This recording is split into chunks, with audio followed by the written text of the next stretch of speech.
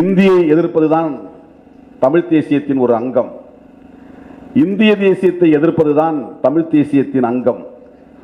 இந்துத்துவத்தை அல்லது சனாதனத்தை எதிர்ப்பதுதான் தமிழ் தேசியத்தின் அங்கம். திமுகவை எதிர்ப்பதும் திகாவை எதிர்ப்பதும் திரிபுவாதம். அது அப்பட்டமான திரிபுவாதம். அது சனாதன சக்திகளுக்கு துணை போகக்கூடிய ஆபத்தான ஒரு அரசியல். இதை தமிழ் இளைஞர்கள் புரிந்து கொள்ள வேண்டும். தெலுங்கை எதிர்ப்பதல்ல தமிழ் தேசியம், இந்தியை எதிர்ப்பது தமிழ் தேசியம்.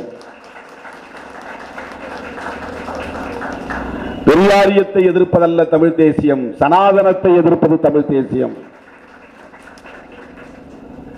திராவிட தேசியம் என்று ஒன்று கிடையவே கிடையாது. அது ஒரு கற்பனை.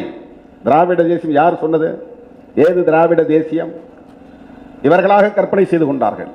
இந்திய தேசியம் என்பது இங்கே இருக்கிறது. இந்தியா என்கிற ஒரு நிலப்பரப்பு இருக்கிறது. இந்தியம் என்கிற ஒரு கருத்தாக்கம் இருக்கிறது. அது இந்து மத அடிப்படையிலான ஒரு தேசியமாக, மதவழி தேசியமாக கட்டமைக்கப்படுகிறது. அதுதான் தமிழ் தேசியத்தின் எதிரி. திராவிட தேசியம் இல்லையே. திராவிட நிலப்பரப்பு ஒன்று கிடையாது.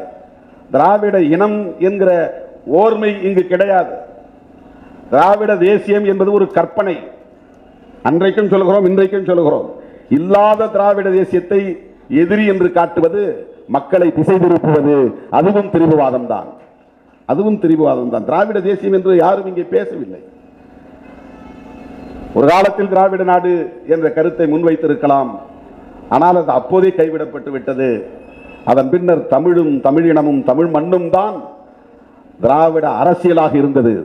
தமிழ் வளர்ச்சி, தமிழன் வளர்ச்சி, தமிழ் மண்ணின் வளர்ச்சி என்பதுதான் திராவிட இயக்கங்களின் அரசியலாக இருந்திருக்கிறது, பெரியாரின் அரசியலாக இருந்திருக்கிறது. எனவே தமிழை காக்க இந்தியை எதிர்ப்பதுதான் தமிழ் தேசியம்.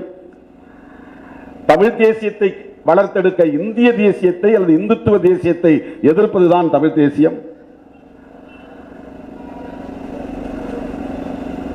சனாதனத்தை எதிர்ப்பதுதான் தமிழ் தேசிய கருத்தாக்கமாக இருக்க முடியும். அதுதான் இன்றைக்கு நம்ம இந்து என்கிற பெயரால் கட்டி போட பார்க்கிறது, ஒருங்கிணைக்க முயற்சிக்கிறது, முஸ்லிம் வெறுப்பை விதைக்கிறது. இந்த புரிதலில் இருந்துதான் நாம் சனாதனத்தை வீழ்த்த முடியும்.